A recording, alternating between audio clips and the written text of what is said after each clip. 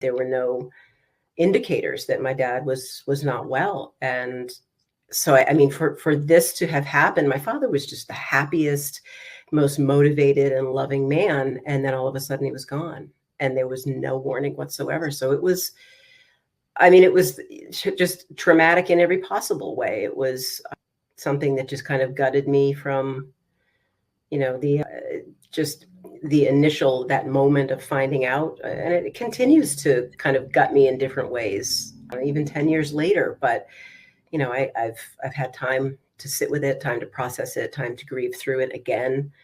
And now I'm at a point where I want my father's life to have meant something in a different way. I want his death to be something that can, I don't know, be some kind of a guiding light somehow for other people who may be in the same situation but don't have to choose the same outcome.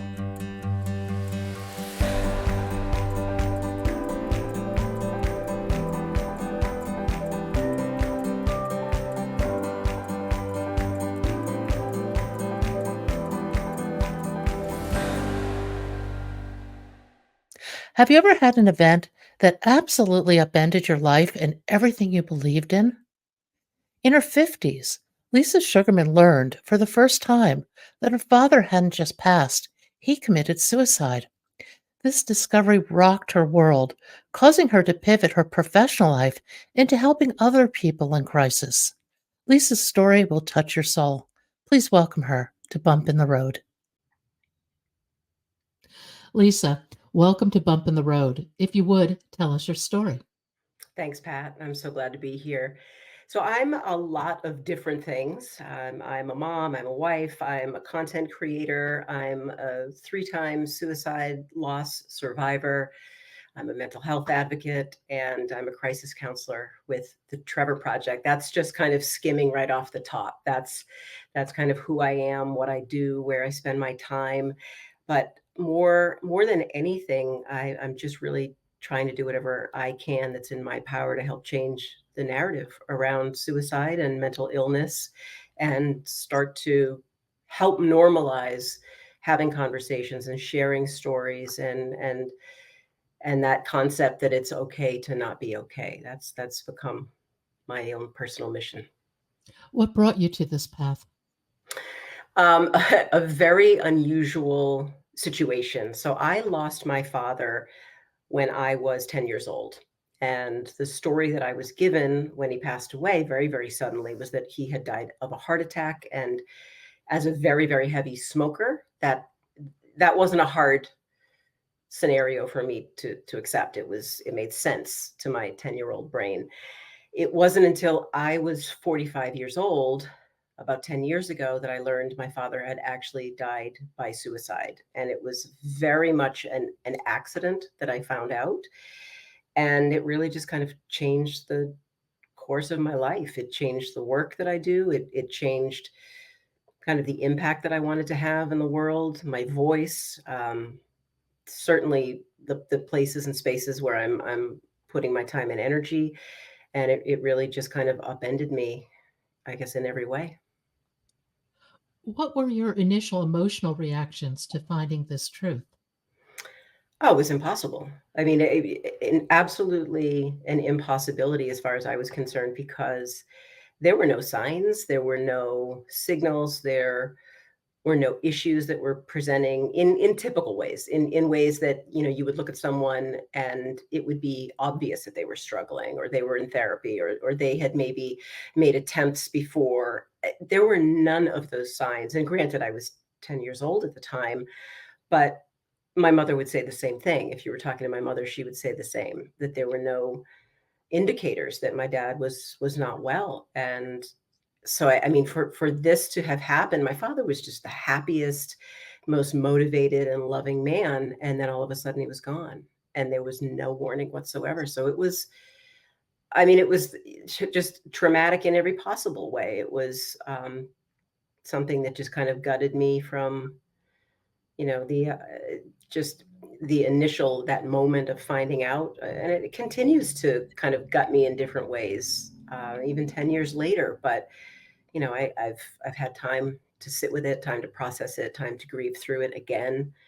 And, now I'm at a point where I want my father's life to have meant something in a different way. I want his death to be something that can, I don't know, be some kind of a guiding light somehow for other people who may be in the same situation but don't have to choose the same outcome. Talk a little bit about the work you're doing now, if you would.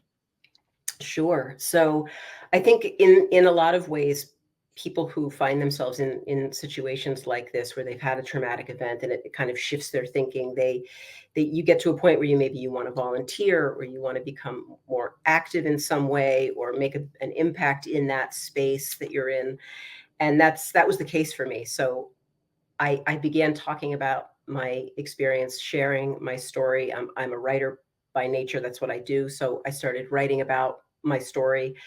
And little by little, it kind of led me to want to do bigger, more impactful things with it. And so one of the bigger things that I did was get trained to be a crisis counselor. That was huge for me. I felt like I wanted to be in a position kind of in that grassroots space, to be in a position to be the person on the other end of the phone who could have the conversation with someone who was having thoughts of taking their life or harming themselves and who could help change that person's future.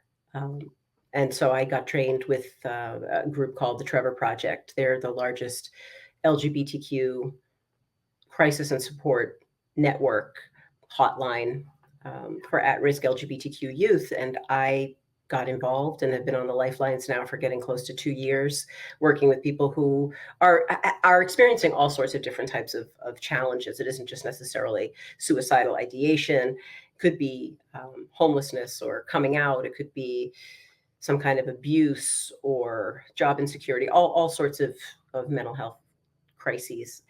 And I kept kind of wanting to go further and further and align with more mental health organizations. So I do a lot of work with Samaritans. I do work with the American Foundation for Suicide Prevention. Um, I've been kind of making the rounds on as many mental health podcasts as I possibly can just to share my story, just hoping that someone will find a point of connection, will find maybe a strategy or maybe a resource that they hadn't thought of or didn't know about, and that maybe that can make some kind of an impact. So I'm doing all sorts of different things. I'm also working with the National Alliance on Mental Illness as one of their storytellers, going around the state of Massachusetts, which is where I'm from, and sharing my story to, to hopefully make an impact and change the narrative. With you've talked to so many people. With Mm. with the people who are potentially suicidal, are there any common traits that you start to pick up? Common outlooks? Yeah, I mean, look, it's definitely unique to everyone that being in that place of desperation and hopelessness. i- there are so many similarities with people who are experiencing those kinds of feelings, and then there are also these unique traits that just belong to you or just belong to me or just belong to each individual person. But I mean, people get desperate, people get hopeless, people feel like their life isn't worth anything. They feel like a burden. They feel like they don't have the coping mechanisms or the coping skills or the capacity to move on. And that's what I tend to see the most. People just being in a space of pure desperation, and they don't see anything beyond today. They can't see themselves in a position of feeling better or being well or being successful or being grounded. They just can't see themselves past the point that they're at right here and now. And so we kind of try and de-escalate where they are and how they're feeling and kind of infuse them with resources and with support that can take them to that next place. It sounds like one of the traits might be isolation. Mm, it can be. It Mhm. absolutely can be. Yeah. Depression, isolation, fearfulness. Um, there are so many different qualities that someone, I mean, I guess characteristics that someone can be experiencing. And I think it all kind of falls under that overarching umbrella of just complete hopelessness. How do you de-escalate something like that? I mean, it really depends. It depends on the situation and depends on the individual themselves and their circumstances. But I mean, a lot of the time, it's really just holding space for someone is kind of a natural de-escalator, letting someone get out what's in their head or what's in their heart, just validating that person and hearing them and acknowledging what they're saying and letting them know that you recognize how hard it is for them in to be dealing with whatever it is that they're dealing with or in their situation. And you really just you start by asking, like, who is your support system, who do you have to lean into, um, what sorts of things do you do that have been successful in the past to kind of self-regulate. How have you, like, when you're in a bad headspace, what do you do that typically works for you to bring you out of that headspace? And it could be something as simple as a meditation practice or getting outside in nature or connecting with a friend or moving their bodies. So, I mean, there are so many different ways that we can de-escalate, but I think one of the biggest ones is just really validating that what someone is feeling is real and it's hard and it's heavy and it's something that they need help with. That's the biggest thing. We don't teach anybody about what is good mental health. What are the elements of mental health that you can control? Mm. On the plus side of this equation, what creates good mental health?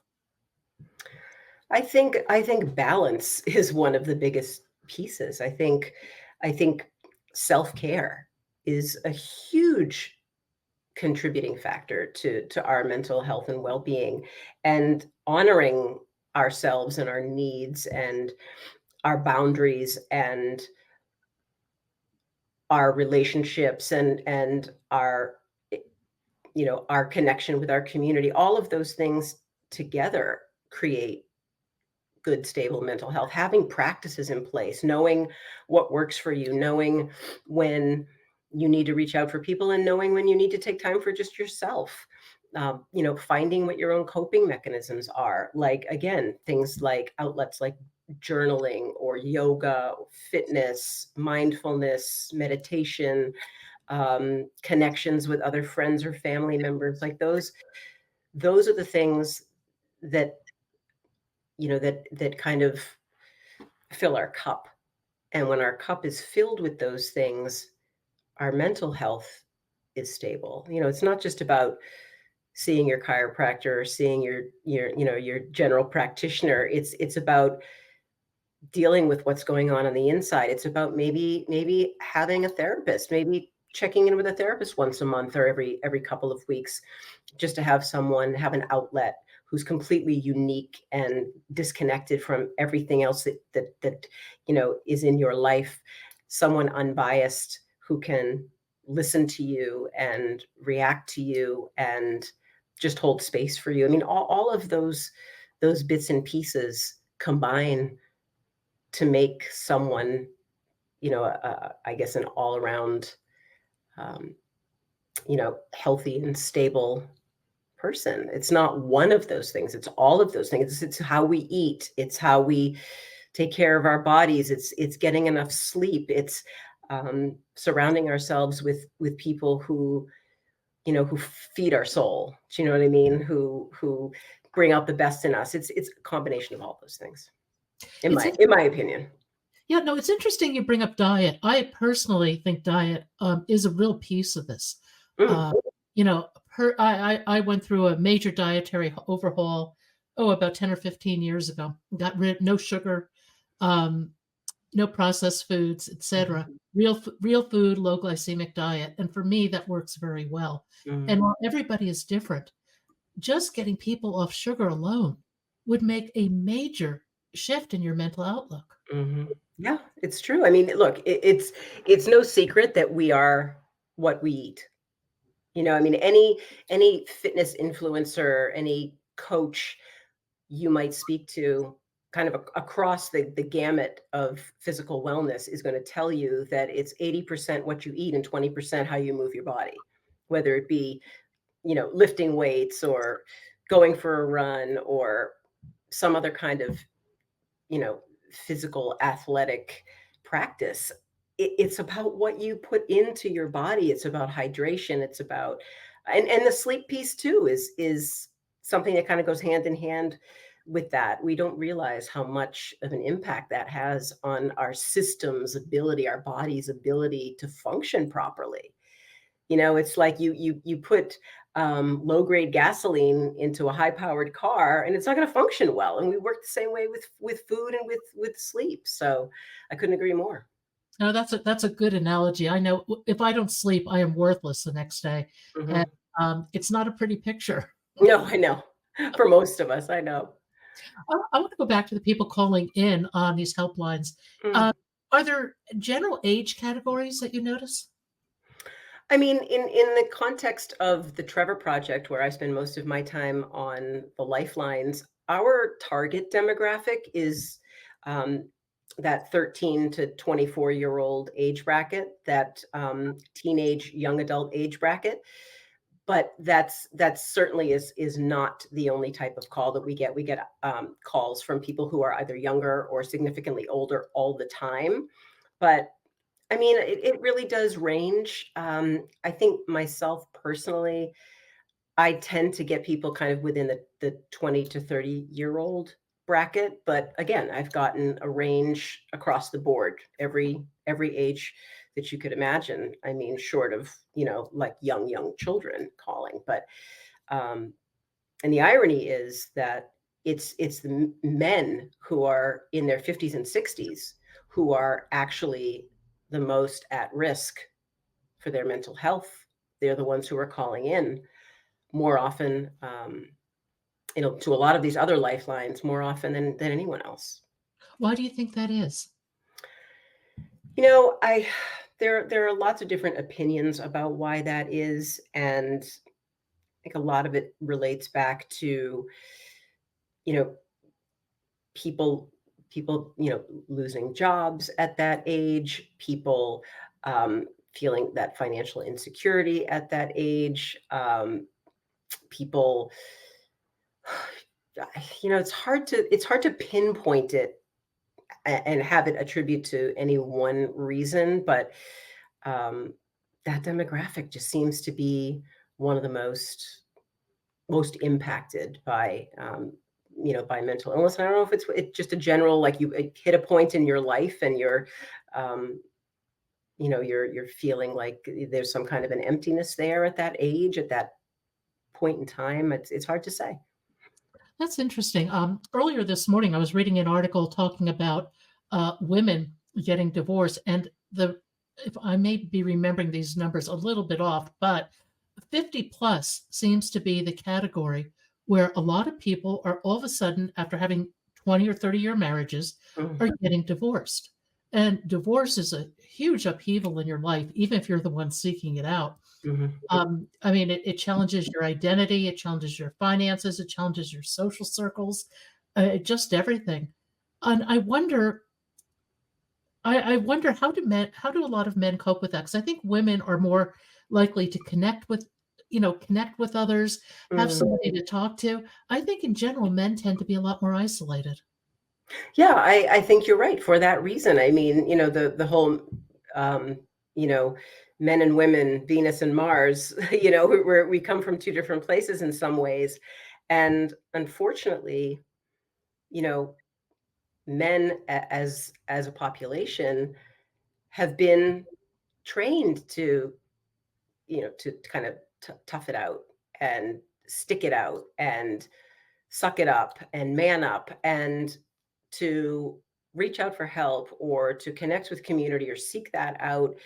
It's not in their wiring. It's not in their emotional wiring in the way that it is with women. Like, we seek each other out. We seek out those connections. We have that maternal kind of that instinct and that bond, and that characteristic that makes us want to connect with the people around us. And men have just been trained historically to deal with whatever it is that they may be dealing with, good or bad, on their own. And so I think you're right. I think it definitely is a huge factor that contributes to, to men being isolated and not seeking help when they need it. Well, and I have a theory that we go through the first half of our lives getting all sorts of negativity, abuse, and everything else heaped on us. And we hit a point where, if we're lucky, we hit Mm, a point where we have to just peel it back. mm, And we go on a quest really for, I'll call it midlife authenticity. yeah. And I think that's a real pattern. I think it's really important. It's an important journey to take, but it is not a pretty picture for most people. It's hard to really look at yourself and say, why did I choose this profession? Is this what I want to do? What really stirs me? What brings me joy? Uh, Mhm. those are tough questions. If you've spent the first half of your life building an alternate reality. Mhm. Oh, absolutely. It absolutely is challenging and can be disconcerting on so many levels. I mean, I myself am at a point now in my life where I never imagined that I would ever be. I mean, learning that my father had taken his life very unexpectedly changed the course of my work, my career, my passions. And I never expected to be in this space doing the things that I'm doing, and it was scary as hell to all of a sudden kind of shift from this safe place of I was a parenting author for many, many years, wrote several parenting books, was in that space, very, very embedded in that space, and loved the work that I was doing, and then had this revelation and felt just compelled to be here in this space doing this work. And you have this imposter syndrome too that I think a lot of people have to navigate, which is tough. I mean, even if in your mind that you've had the lived experience or maybe the practical experience in whatever space you're trying to move into, it's still really scary.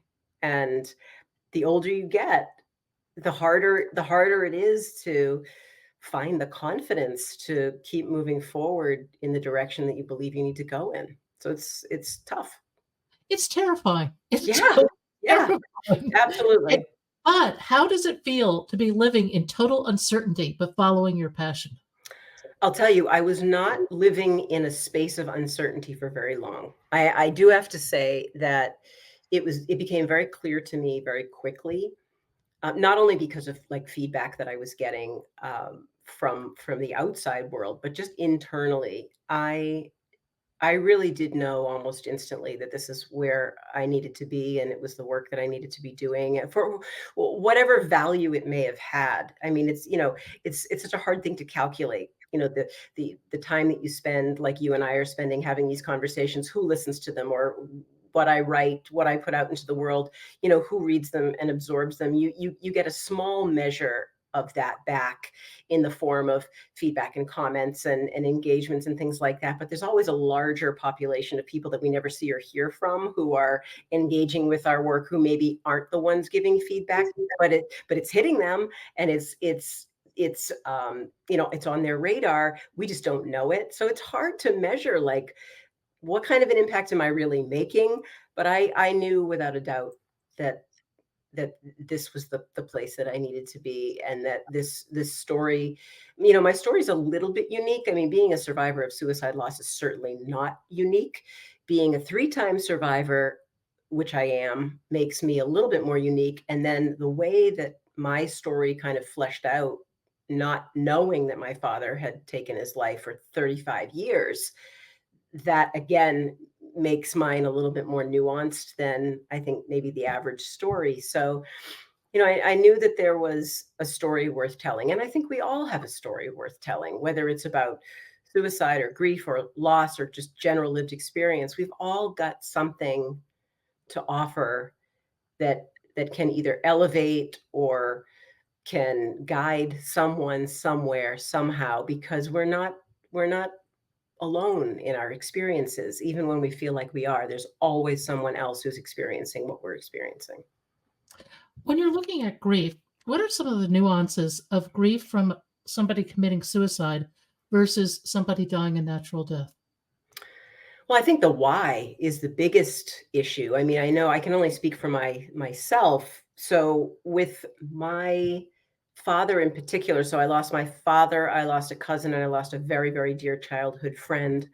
And with all three of those, the why was not very, very clear, less clear with my own father.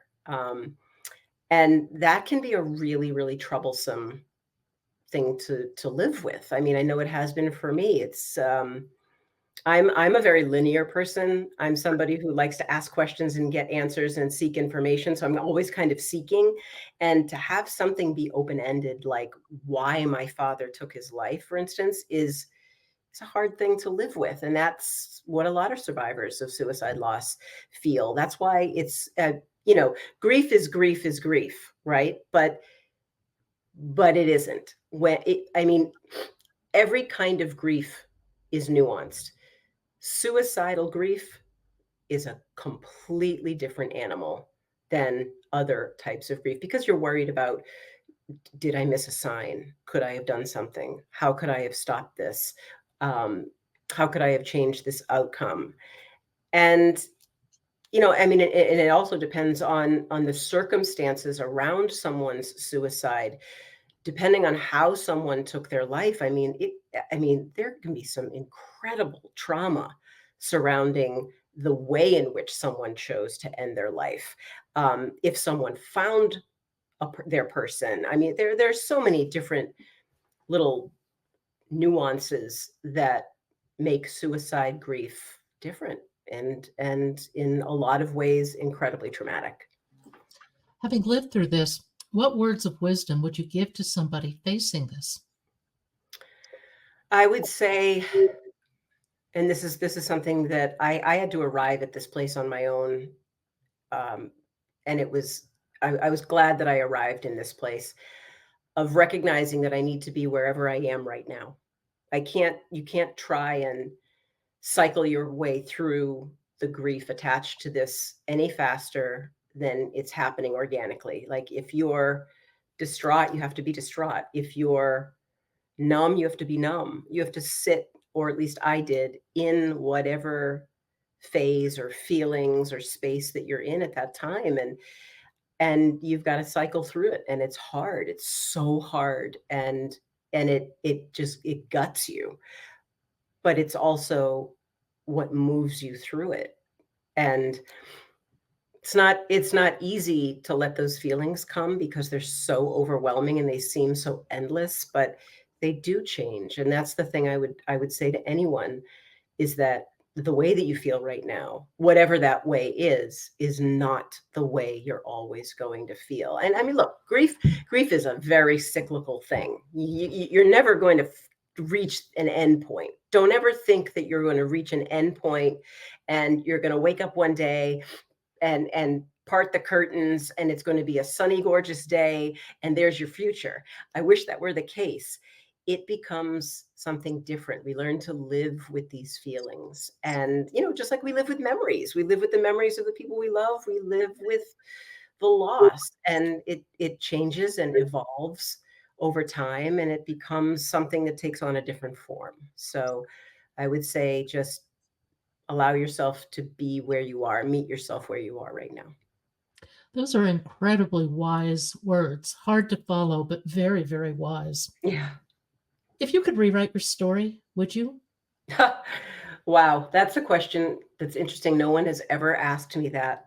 I mean, if I could rewrite my story and my father was still here, there's no hesitation in that answer, of course, a thousand times over. Um, do I regret in any way sharing my story? No, I know it's exactly what I'm supposed to be doing. Um, it's hard because when I think about the work that I do and I think about the impact that it has, and I hear from people who my story has helped or my resources have guided, I feel very grateful that I've been able to put this thing out into the world, this kind of beacon out into the world that lets people know that I'm there to help.